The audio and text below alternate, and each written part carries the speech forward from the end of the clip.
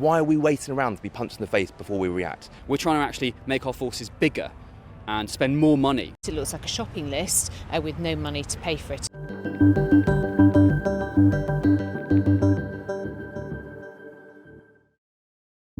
Three MPs, all British military veterans. The only difference, they represent different parties. So what's their verdict on the Strategic Defence Review? I think from the lowest of civil servants up to the most senior military officer, people just aren't used to that. People are used to saying, well, what can we cut? This is saying actually no.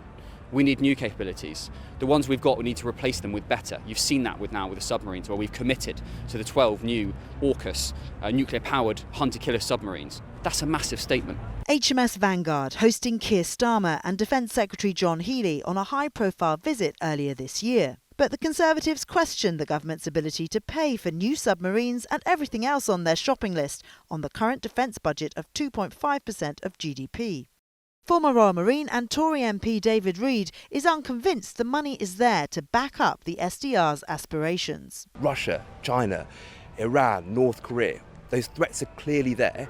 Why are we waiting around to be punched in the face before we react? Why are we not investing now in defence, making sure that the money is there and giving that clear demand signal to the defence industry and to our MOD? Well, the government say they are investing and they say that this is the right level of that investment. So then it's not that they're not investing and they've set out the plans today that they will. I'll push back on that.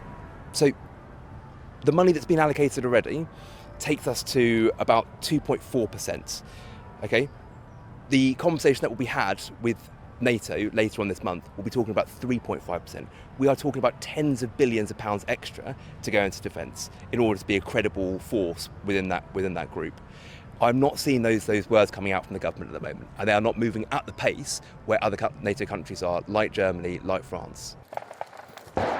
The SDR calls for a huge leap forward in modernisation and integration, with regular troops operating seamlessly alongside drones, robotic vehicles and other uncrewed platforms. But how close is the UK to delivering the integrated force model set out in the review? I don't think we're close to actually achieving it if we went out and had to fight a war. I'm really honest about that. But I think this is a really positive step in the right direction, making these things work together. Everyone in the military is familiar, as they've deployed on an operation or an exercise, where they're given a radio that doesn't speak to the partnering forces radio. That can't happen on ops. And so we're getting after that, and we're saying all these systems, because we want to bring in a lot of new tech, whether it's robots or it's uncrewed surface vessels or whatever it is, it all needs to speak to each other on a common web. It needs to have a picture that can allow for intelligence feeds from all around, and we have a guiding principle that the military are going on at the moment of any sensor, any effector, any target. That only works if you have the back end of it. That's really hard to achieve, and part of this SDR is getting after that.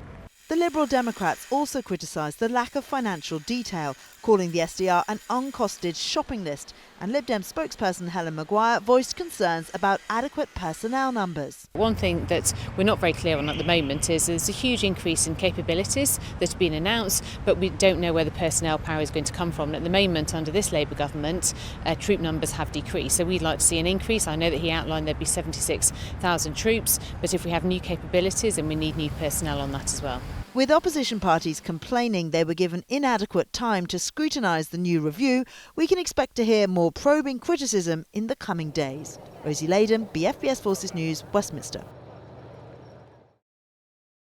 Thanks for watching. For more from BFBS Forces News, like and subscribe to our channel.